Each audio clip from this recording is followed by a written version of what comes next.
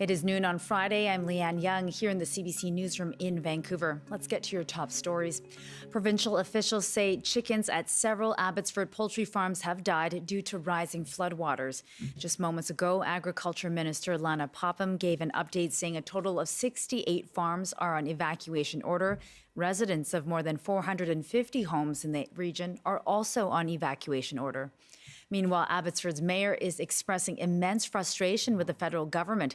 He says they have been pleading since 2021 for funding to implement a long-term flood mitigation plan for the region. We can all agree that on this point, that enough is enough. We need action, and we need action now. We don't need empty promises from the federal government that they have our back. In fact, the federal government has not even reached out to me during this event. So I'm profoundly disappointed. Looking ahead to the weekend, forecasts are calling for more heavy rain for Sunday into Monday. The BC River Forecast Centre says the Nooksack River should not overflow this time, but a heightened flood risk remains. Officials are reminding everyone in the area to pack a grab-and-go bag, which includes medicine, insurance, and other important documents. Many roadways in the area remain closed in the Fraser Valley, including a stretch of Highway 1 from Highway 11 to Number 3 Road. And south of the border, historic flooding in Washington state. This morning, all residents of Burlington, a city of nearly 10,000 people and others in the floodplain, were ordered to flee their homes. Governor Bob Ferguson has declared a statewide emergency. Approximately 100,000 people in Washington state are affected by evacuation orders. The Skagit and Snohomish rivers are expected to remain in major flood stage through to Saturday. At this time, there are no reports of any deaths. And in other news, to Surrey, where the mayor is calling for changes to Canada's immigration and deportation rules, saying visitors who break the law need to be sent home. It comes after the Canada Border Services Agency says more than a dozen extortion suspects have claimed refugee status. Surrey Mayor Brenda Locke says she's horrified that some extortion suspects are doing this to avoid deportation. Her city has been hit with a wave of extortion-related violence, but one immigration lawyer cautions against making sweeping changes over a few bad apples.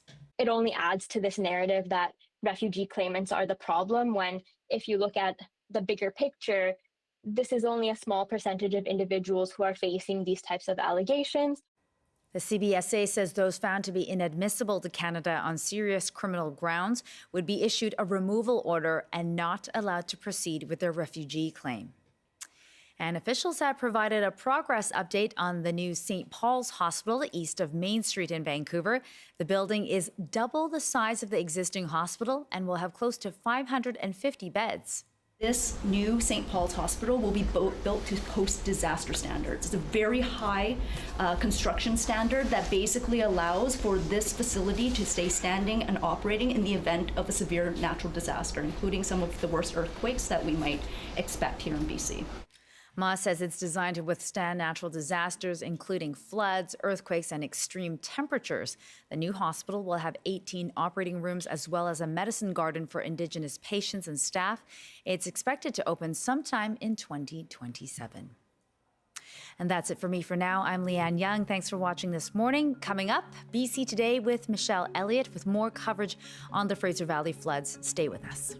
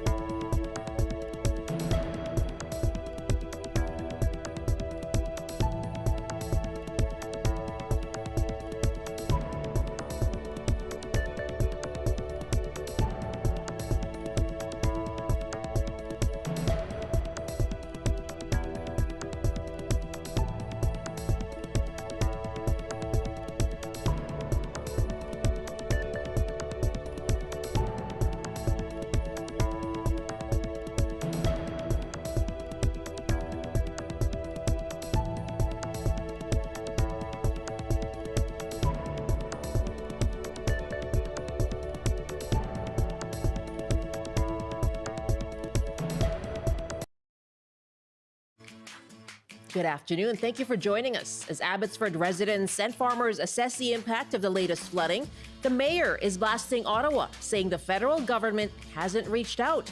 This as more heavy rainfall is on the way this weekend. We'll talk to experts in emergency and flood preparation, and we're asking you, has BC improved flood protection and response since 2021? And what's needed to prepare communities better? I'm Michelle Elliott. Welcome to BC Today.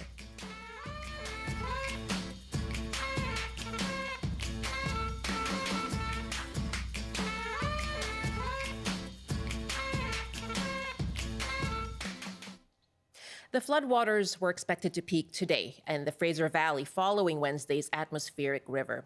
Now, this morning in a press conference, the province gave the latest numbers so far. More than 450 properties in the city of Abbotsford are under evacuation order, and about 1,700 properties are on evacuation alert, many of those in Abbotsford. Officials say there have been many sleepless nights as residents, farmers, and first responders work to protect people, animals, and infrastructure amid the flooding. Now, Environment Canada has issued a special weather statement warning of a potentially significant rainfall event coming late this weekend and into next week. So watching for that as well. But right now we are talking about BC's flood response and prevention.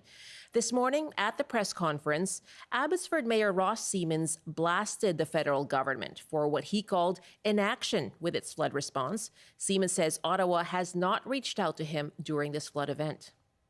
To say that we are disappointed and frustrated is an understatement. I think we can all agree that on this point, that enough is enough. We need action, and we need action now. We don't need empty promises from the federal government that they have our back. In fact, the federal government has not even reached out to me during this event. So I'm profoundly disappointed. Within the first 6 months following the devastating flood of 2021, we developed a long-term flood mitigation plan to avoid this exact issue. We have done everything, including almost standing on our heads, to be noticed and to be heard, and again, to be disappointed by our federal government. To me, this is an issue that needs to be addressed. It's a foundational issue to our economy, to our food security, and to put my city residents at risk once again, needlessly, because of inaction, is frustrating. That is Abbotsford Mayor Ross Siemens. Now, Ottawa has issued a response and a statement. Minister Olszewski saying that Minister Olszewski is in close contact with her provincial counterpart, Minister Green. That's Kelly Green here in BC. And the federal government remains actively engaged with provincial officials should they require assistance. And Ottawa says they have reached out to the city of Abbotsford, and Minister Olszewski will be having a call with the mayor today at 5 p.m. Eastern, so that's 2 p.m. Pacific, regarding the floods that are affecting his community and his proposals for the future. Okay, so we're watching to see what the political reaction is there as well. Asking you, though, do you think government has done enough to improve flood protection and prevention and response since 2021? What does need to happen in order to better prepare communities? You can give us a call now. Just hit pound 690 on your cell phone or dial 1-800-825-5950, 604-669-3733. You can also email bctoday@cbc.ca, or if you're watching us on TikTok, you can leave a comment there. Joining us now are two experts on flood management and resiliency, and they're both from UBC. Charlotte Milne is a flood risk researcher. Nahiduzzaman is a senior researcher in flood resilient planning. And thank you so much to both of you for joining us. Thank you. Thanks for having us. It sounds like there is this political back and forth right now between the mayor in Abbotsford and Ottawa. And we'll ask to see what the province has to say about that as well. But Nahid, I'll go to you first. How would you compare the response this year to 2021? Well, thank you for having me. I would say it hasn't changed much in terms of response, because back in 2021, the way we have seen devastation happen and all those atrocities, in 4 years' time now down the line, we didn't see much of the improvement happen in 4 years. So in terms of response, I wouldn't say there isn't any significant change we see now with the flooding responses. How do you feel about that?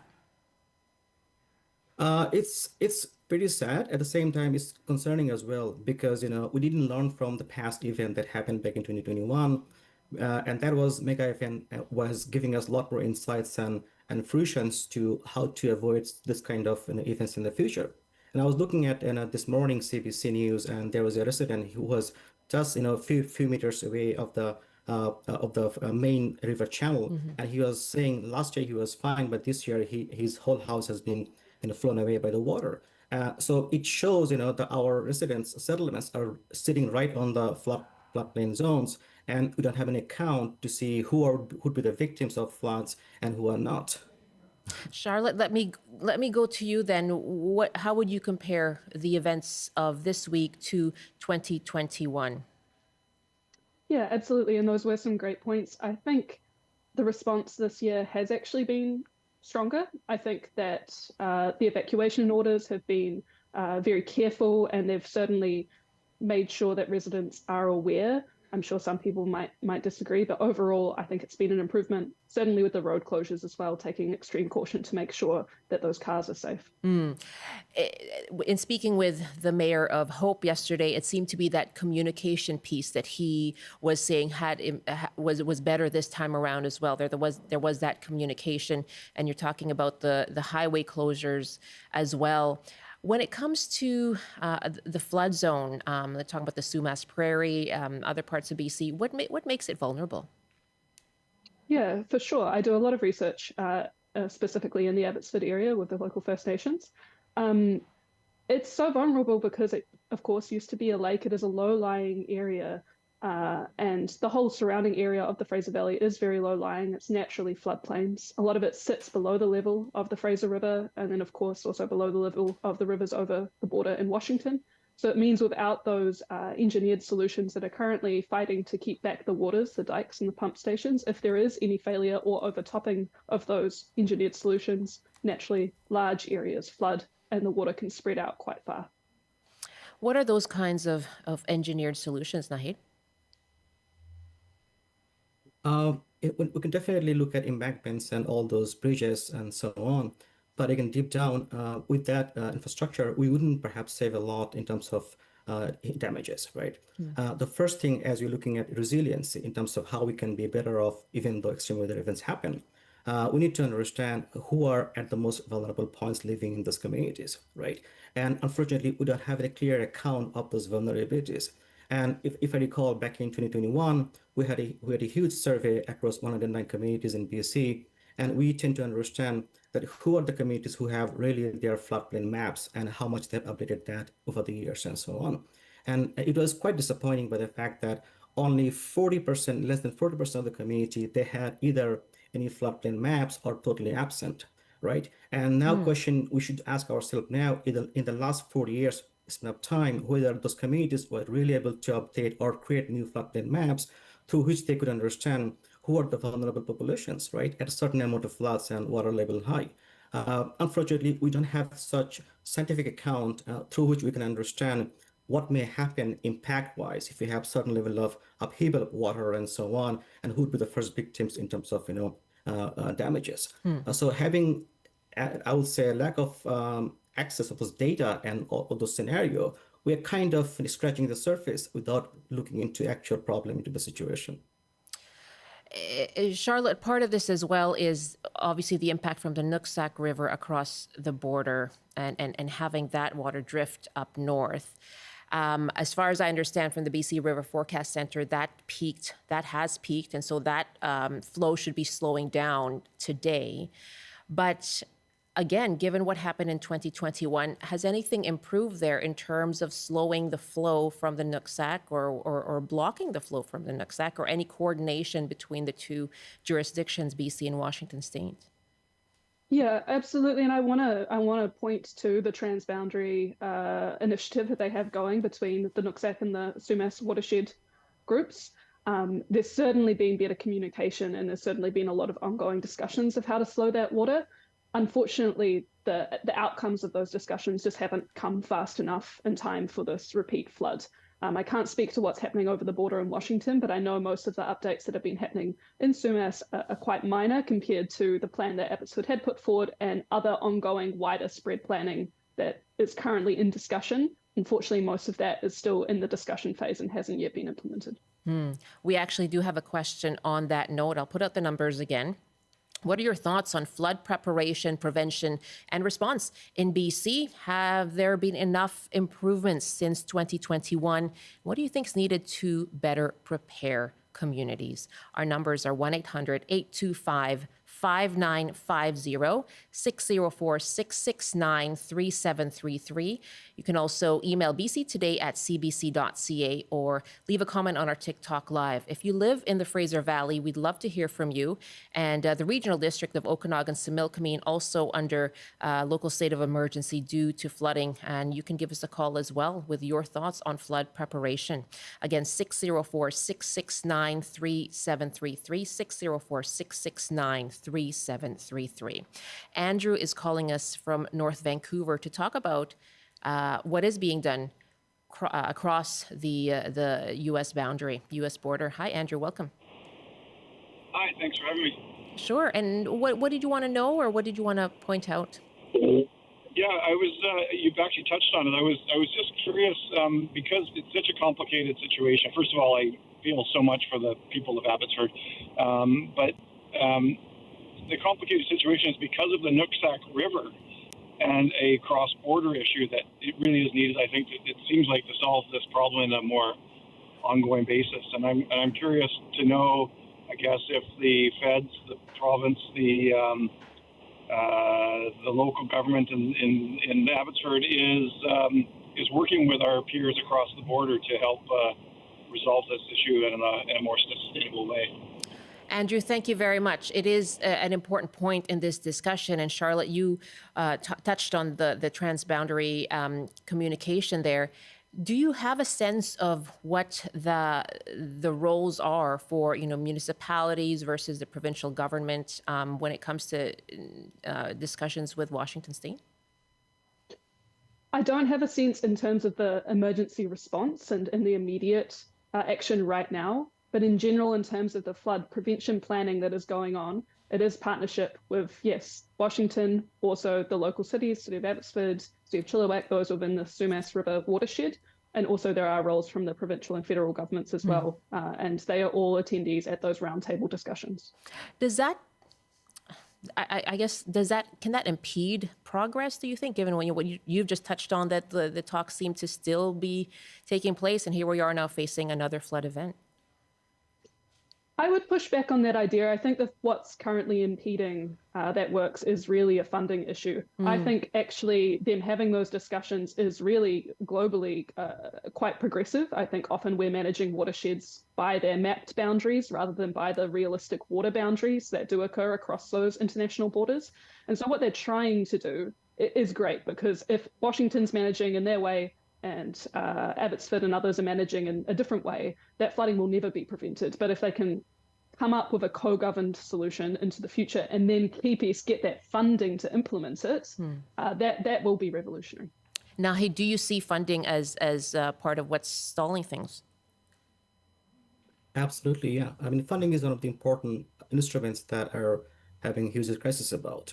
And also, when you did a study back in 2021, we have seen even there is a huge lack of data and expertise within the communities. Let's say, if I look into any municipal communities or even federal government and so on, so they have lacking of expertise who could be working on flood-specific events alone, for example. So funding is one issue, a lack of expertise. And also when it comes to planning, because as you know, across the communities, we tend to build our community plans, and that tend to regard extreme weather events, for example, floods and wildfires, whatnot. So that's why, once we update our community plans, then automatically we need to understand how our communities are safer in terms of extreme weather events. And for the last 4 years, we didn't see much of that accountability into account those floods as the extreme weather events, which could be bailing out in terms of damages and all those atrocities. And I would say, in that sense, planning is one of the components that are not pronouncedly being accounted towards, and data-wise, we have a lot of data missing, meaning we didn't understand what may happen if you have such kind of event in the future. And also, a lack of expertise was one of the important reasons we have such situation now. And also, Michelle, I would like to add one thing here, because now we are talking as a reactive situation. Imagine if you were proactive. Let's say if the discussion happened back in 1 year, 2 years ago, what we can discuss then, what may happen in 2 years down the line, 3 years down the line. But now the things happened already. We're discussing now how to rectify further damages, right? So I think we should be more proactive than reactive in planning and situation-wise. Well, that's just it. The mayor of Abbotsford referred to this long-term flood mitigation plan that they did come up with in the years following the November 2021 floods. So what is it? Is being proactive, I guess, difficult when you're trying to deal with, a budget and deficits at the provincial level? Of course, there's a funding crisis always, but again, it depends on the priority and how do you foresee that to be one of the important forces, right?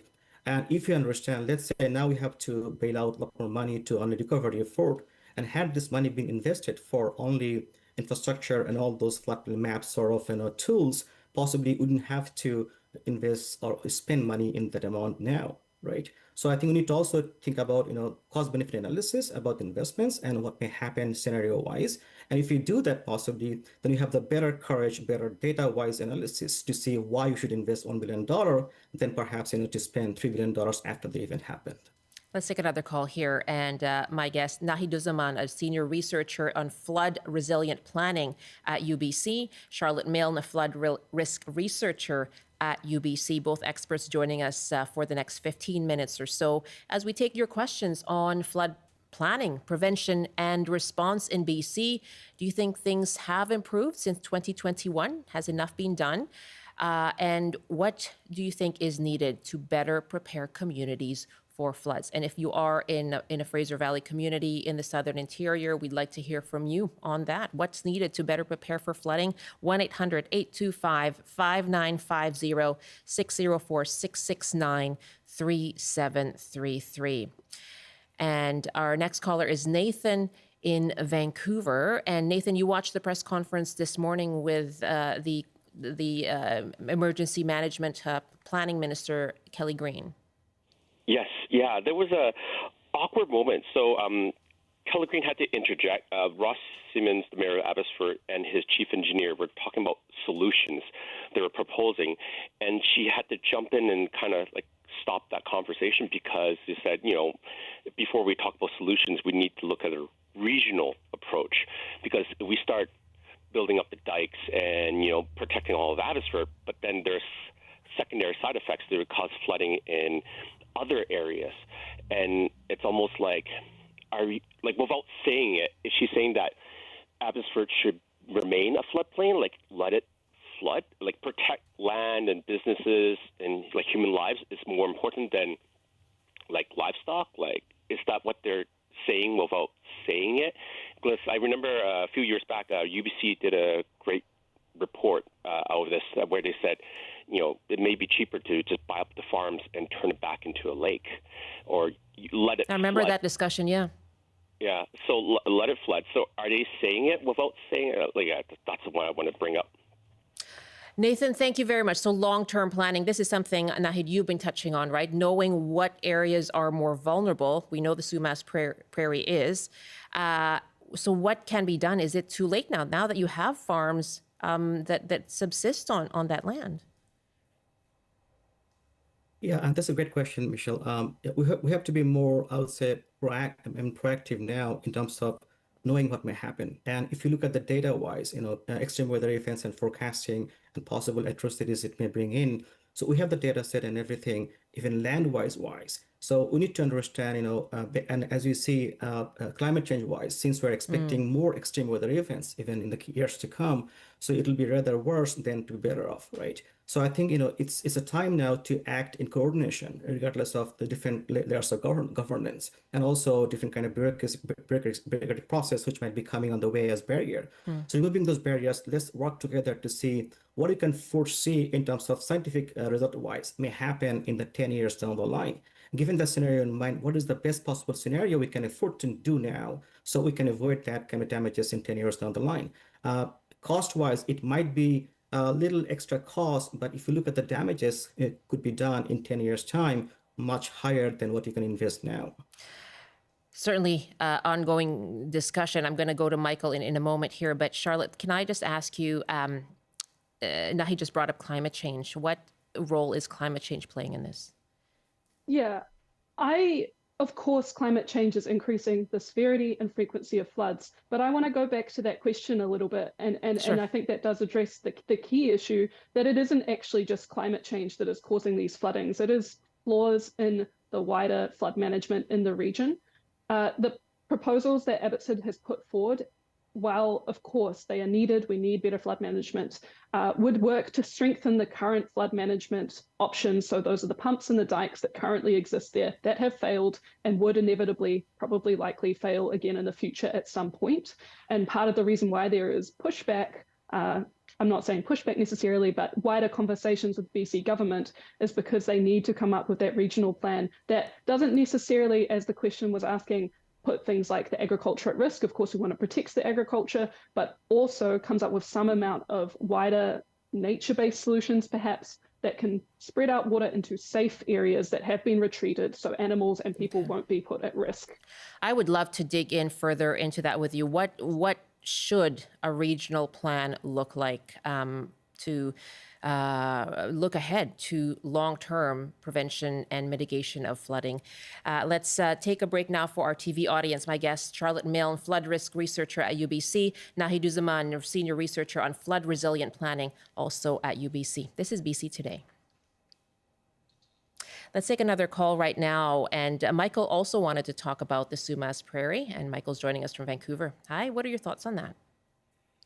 Hi, yeah, I was just similar to our previous caller and what you were just sort of talking about is for long-term planning. I mean, I think we need to sort of halt this engineering can solve all of our problems idea. Engineering cannot solve all of our problems. I mean, look at the mess that is down in the Mississippi Delta and how much trillions of dollars have been spent down there trying to control a natural system.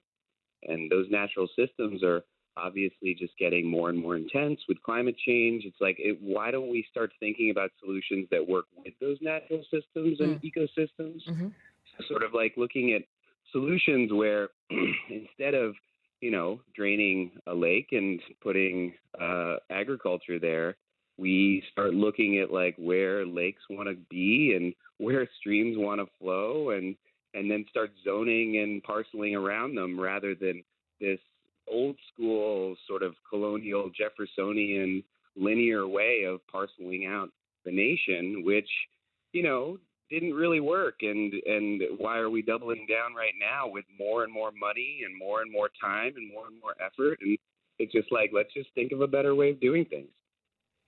Michael, really good to hear from you in Vancouver. And again, our numbers, if you want to weigh in, asking you what's needed to better prepare communities in BC for flooding, 1-800-825-5950, 604-669-3733. Watching your comments on TikTok as well, and your emails to bctoday@cbc.ca.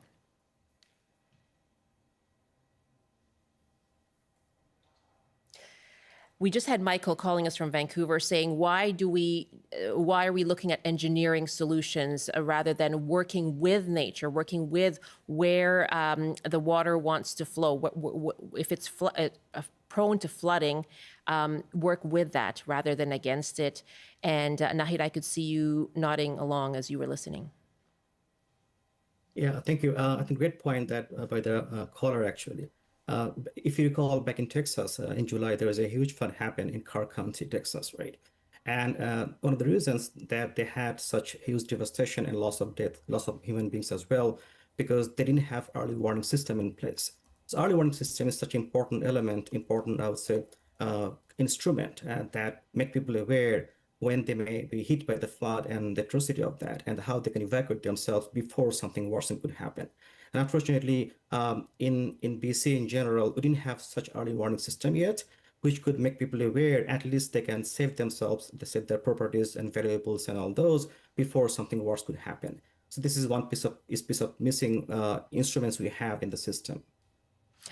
I'm going to pause now as we go to a 12:30 CBC News update. Again, my guest, Charlotte Milne, flood risk researcher at UBC. Nahiduzzaman is a senior researcher on flood resilient planning, also at UBC. Taking your calls as today the flooding is slowing down, expected to peak in the Fraser Valley. And so as people assess the damage and look to clean up, looking ahead as well and preparing for another atmospheric river event expected this Sunday. So we're taking your calls, asking you what's needed to prepare communities, and politics taking place as well, as this morning the mayor of Abbotsford blasting the federal government for, he called it, not coordinating, not reaching out to Abbotsford to discuss the response to the flooding this week. But we just heard a response from Ottawa as well, saying they are going to meet today and that they have been in close contact with the provincial minister. So that political part of it as well. Watching this story for you closely, of course. This is BC Today, and right now it is 12:32, time for a CBC News update. And here's Tarnjit Parmar. Good afternoon. More wet weather is on the way for the Fraser Valley. Environment Canada has issued a special weather statement warning of more rain over the next few days. A flood warning does remain in effect for the Sumas River. A number of highways remained closed, including Highway 1 between Highway 11 and Number 3 Road. The City of Fernie says pressures on its wastewater system are easing. Officials say that flows are still roughly twice as normal, but they have reduced significantly from overnight. Heavy rain this week caused the system to reach levels 5 times more than normal and forced the city to discharge untreated wastewater into the Elk River. The city is still asking people to limit water use until that system is fully stabilized.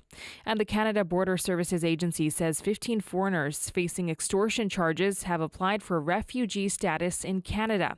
The statement from the CBSA does not reveal the nationalities of the individuals or the details around their applications, but Surrey Mayor Brenda Locke says she's appalled to learn that the suspects are claiming refugee status to evade deportation. Locke says extortion attempts have impacted her city and have left some living in fear. Those are your news headlines from the CBC Vancouver newsroom. For more information, you can go to the website cbc.ca/BC. Tarnjit, thank you very much. That's Tarnjit Parmar in the CBC Vancouver newsroom. And of course, the top story, the big story in BC is the flooding that has taken place in the Fraser Valley. The regional district of Okanagan, Similkameen, also under a local state of emergency due to flooding. So we're asking you, has government done enough to improve flood prevention and response, especially since 2021? And what needs to be done to better prepare communities? You can call us now. Again, it's just hit pound 690 on your cell phone or dial 1-800-825-5950, 604-669-3733. An email from Anne who writes, why are our governments approving fossil fuel projects like LNG pipelines leading to climate crises which cause floods? And thank you very much. Again, our email is bctoday@cbc.ca. And I have two guests, experts on flood resiliency and management from UBC, joining me for the next 5 or 6 minutes from now. Charlotte Milne and Nahiduzzaman joining me. Charlotte, I just want to get your thoughts on that regional planning. What do you see as an ideal plan for the future? Yeah, absolutely. And I really want to emphasize that the Sumas River Watershed Flood Planning Initiative and things, they are looking at these regional planning questions. This is work that is happening. I know that people are frustrated that things haven't changed, but there are a lot of amazing experts working on this. I think what needs to happen is some combination of the hard infrastructure. We're currently seeing those pumps and those dikes to protect the people and the farms that are there, but also, some natural solutions that can allow water to spread out, there also needs to be some amount of more centralized governance of the flood management. At the moment, municipalities, Abbotsford is the largest land base, I believe, of any municipality in BC, but quite low taxable areas. And so, of course, they need financial assistance to make these regional plans work. So there needs to be more centralized funding and cooperation to get it going. And as farmers, who may worry about what that means for them, what's needed to support them should that transition happen then? Absolutely. If there is to be a transition to allow for areas to be flooded, or at least to be safely allowed to flood in the future, farmers need to be supported to be ensured they are fairly paid out for any land that is made space for flooding, and to really ensure that they are happy with whatever solution happens. And number one of any solution, that their animals are protected, obviously, because we saw those losses of more than 600,000 in the 2021 livestock loss in the floods. Yes, certainly. And we should emphasize we're not seeing, things to that extent of 2021, but the discussion is around what lessons have been learned since then. And according to the Agriculture Minister, Lana Popham, she said there are 68 registered farms under evacuation order, 98 under evacuation alert. They are watching the impact on the farms, of course. Rising waters over the last 24 hours have not been good news for them. And she says we have lost a couple of poultry farms overnight. And that's the latest from the Agriculture Minister. Let's take another call here. Larry in Victoria, welcome. And what are your thoughts on improving flood prevention and response? Yeah, with the actual highways and farms are pretty expensive stuff. Why don't they just run two large 6-foot culverts from Sumas all the way to the ocean?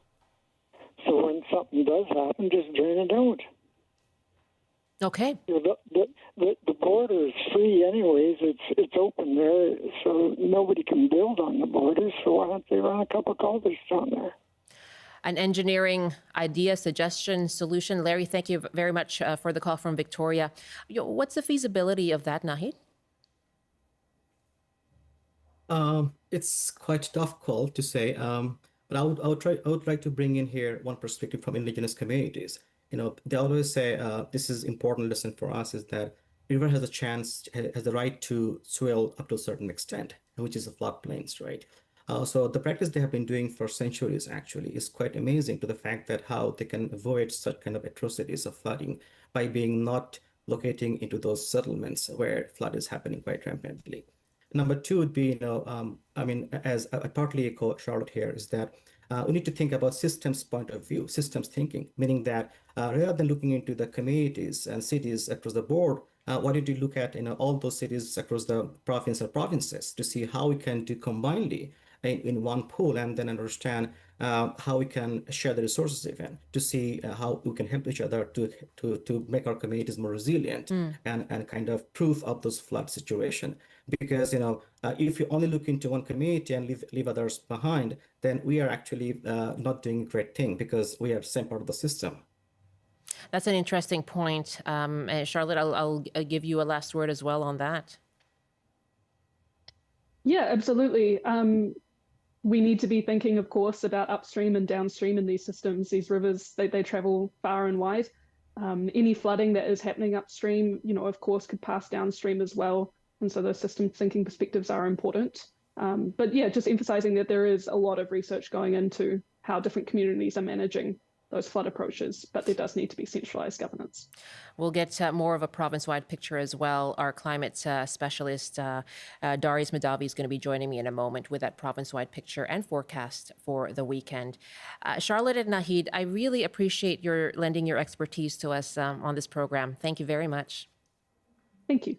Thank you for having us. Good to have you with us. Charlotte Milne is a flood risk researcher at UBC. Nahiduzzaman is a senior researcher on flood resilient planning at UBC. You're with BC Today. Let's take a call now. Dawn is on the line in Chilliwack. And Dawn, what has it been like for you? Well, what I was talking about, I guess the highway is what my concern is. Yeah. Now, 4 years ago, the highway was closed down. I live in Chilliwack. I just drove 4 hours from Chilliwack to New Westminster. And And the reason I did that is because my wife she's been in the hospital for 2 months, and she's getting released today. So now we're going to have to drive 4 hours back again with her. Believe it or not, 4 years ago, she was in the hospital at the same time, at the same situation. I guess my question is on the highways. That's an important corridor, obviously. It's the only way you can get through the Fraser Valley. Yes. And I think we need to be addressing that.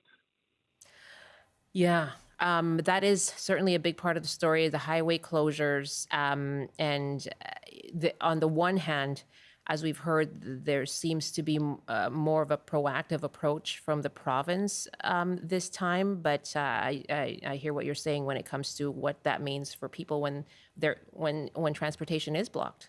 Yeah. It was like a parking lot driving through Highway 7. Yeah, 4 hours. Yeah. Don, and okay, so and this is something you've been through before. 4 years ago, my wife was in the hospital and released at the same time when the flood was. It's a really good point, and I appreciate your sharing your experience. It gives us a sense of what the impact of this is on folks trying to travel through, especially trying to get to the hospital. All the best to you and your wife. Thank you so much for calling, Don. Thank you. Bye. Yeah, you take care. That's Don calling us from Chilliwack. Yeah, let us know as well if the highway closures have affected you. 604-669-3733.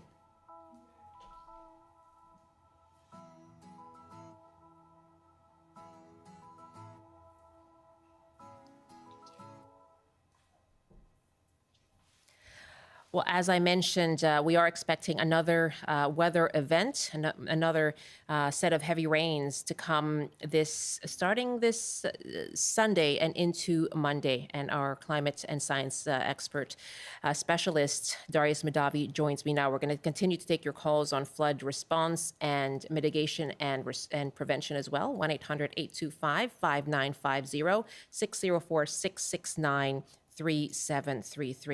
Hi, Darius. You have been very busy over the last couple of days. A little bit. Yeah, a little bit for sure.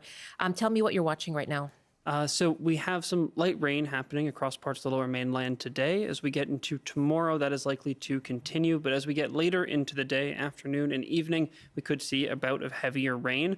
That won't last for too long, it seems. But on Sunday and into Monday, we see that next atmospheric river event arrive. This will be our third one in a week. We had one on Monday. We had one on Wednesday. That was a really intense one that really drove this round of flooding, but was really made possible by the fact that the soils and the waterways were so saturated because of that first event on Monday. So what we're worried about is that this is going to just compile the problem once again as we get another event on Sunday. I was a little bit optimistic that maybe this atmospheric river would be more moderate because they do range quite a bit in terms of how intense they are. Some of them are weak and they provide good moisture, beneficial moisture to the environment. But in this case, it seems like this one could be just as intense as the one that hit on Wednesday. So really what we're tracking now is where exactly it's expected to land.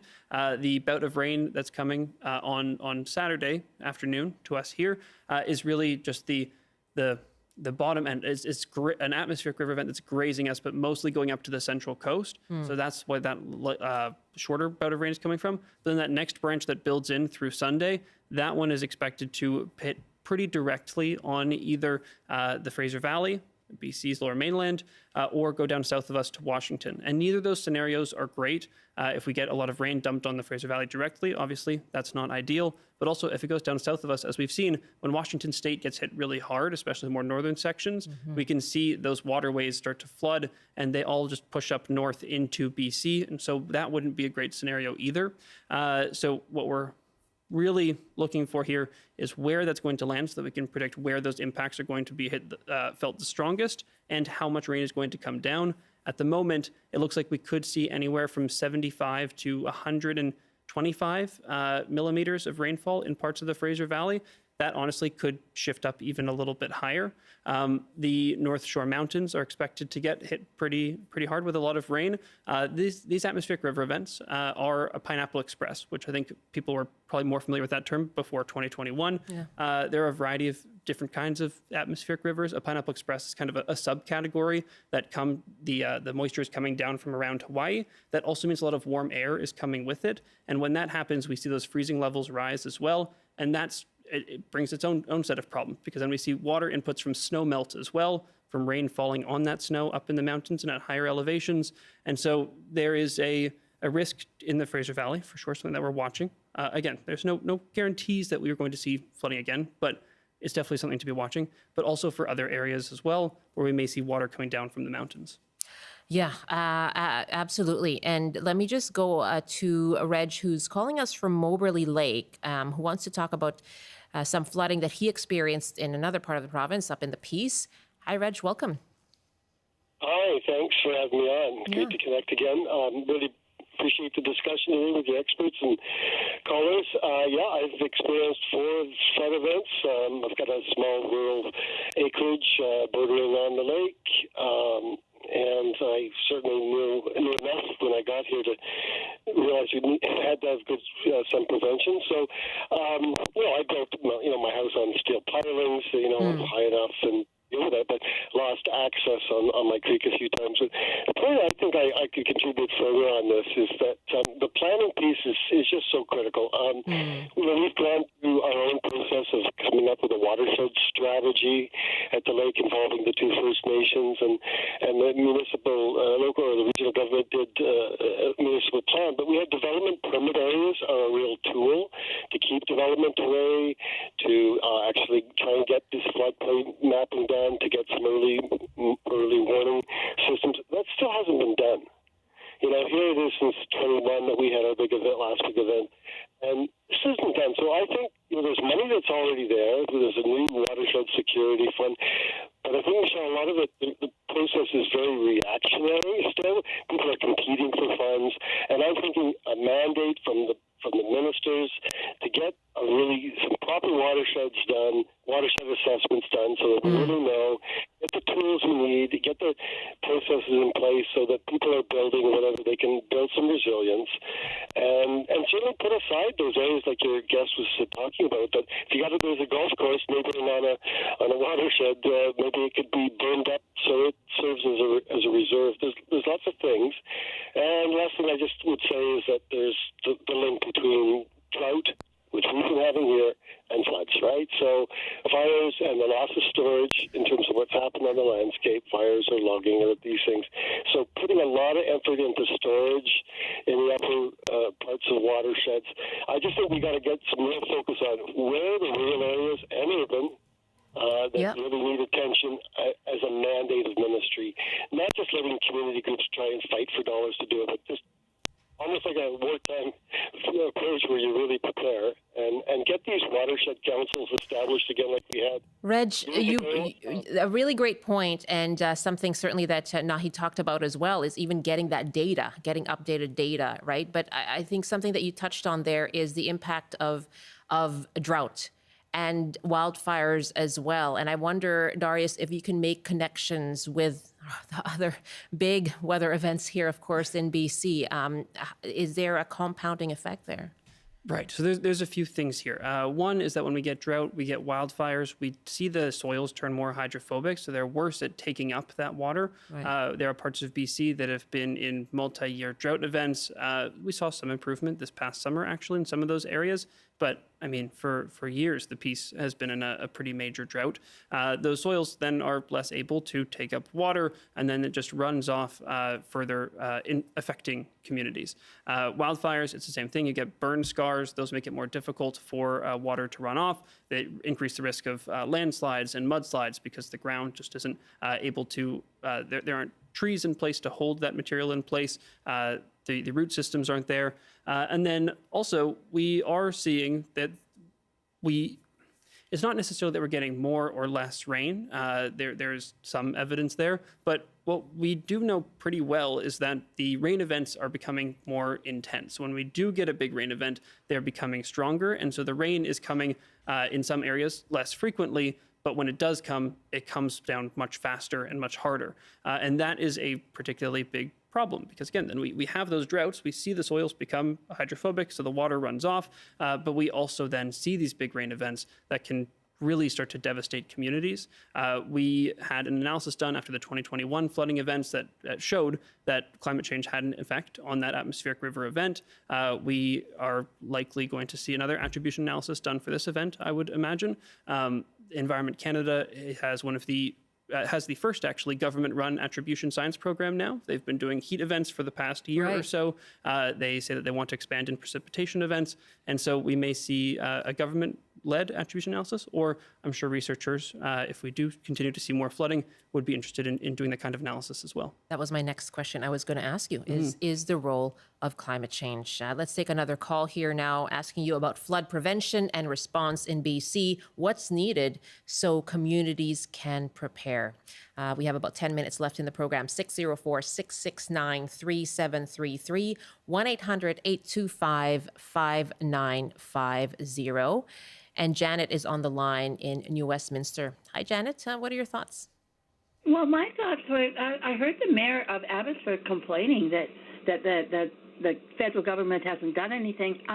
Maybe he should have been talking to his MP from Abbotsford, who's a conservative, and also his MLA, who's also a conservative.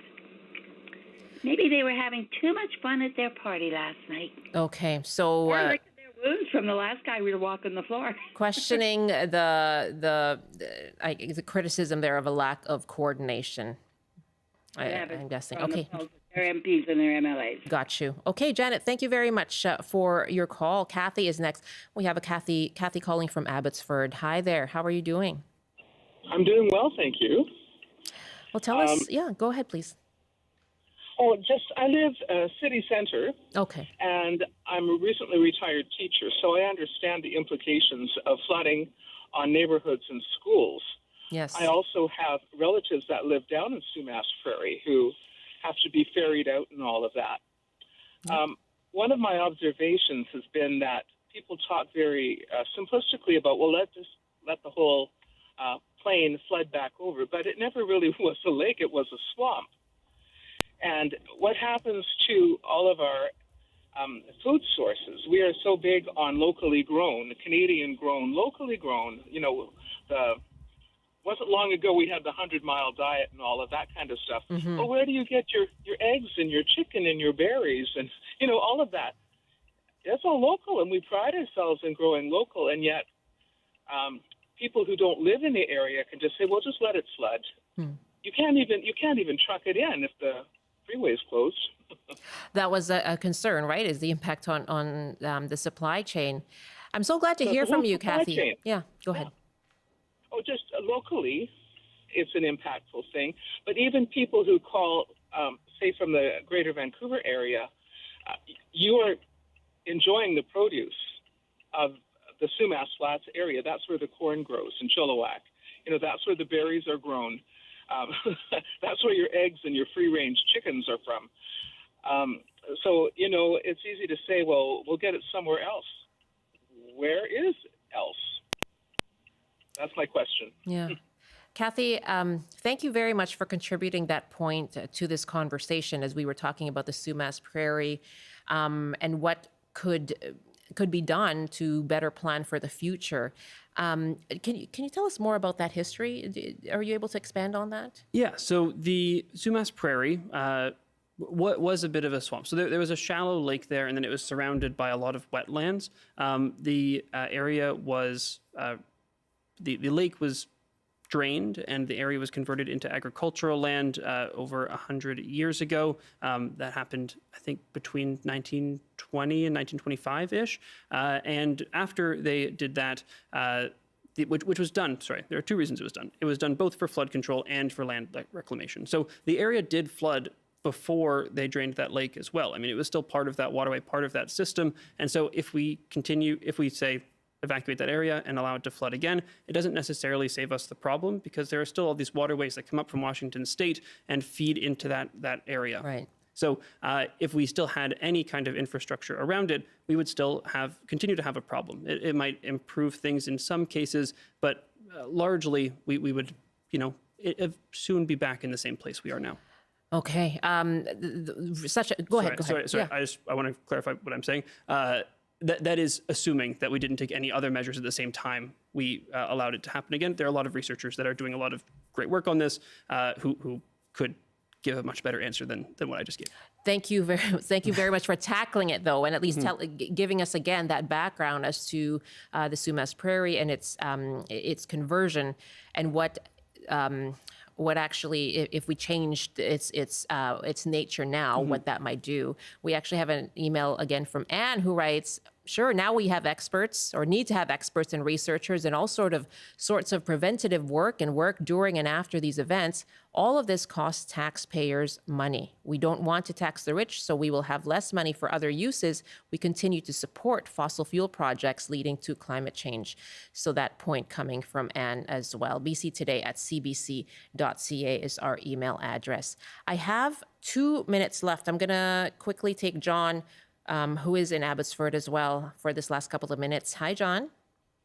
Hi. Yeah, I just very quickly just wanted to mention that there are places in the world that are experiencing the same things we are, and in the Netherlands particularly, they're a couple of decades ahead of us, and they've been implementing a project called Room for the River, and I urge everyone to have a look at see what they're doing there to mitigate and manage the flood issues on the Rhine and all through the Netherlands. It's remarkable how much we can do if we work with nature rather than constantly fight it. And there are ways that we can manage to do this affordably. John, great to hear from you in Abbotsford. You take care and stay safe there. Looking at other jurisdictions as well, is John's point. Of course, because of climate change, largely that this is something that a lot of the world is experiencing too. That's right. Yeah. And Room for the River, I will just say, is a massive project and definitely something that we could look to. We'll look further into that as well on this program, John. Thank you very much for the suggestion. Darius, what can people do? I have about 20 seconds left, I'm sorry, but to prepare. Make sure you have a grab-and-go bag ready. Include insurance papers, medication, stuff for your pets if you are bringing them, and of course bring them along with you, and anything you would need for the next several days. And then make sure as you head out, just take some quick photos of your home for insurance purposes. That can also be really helpful, both with floods, wildfires, any kind of event where you're being evacuated.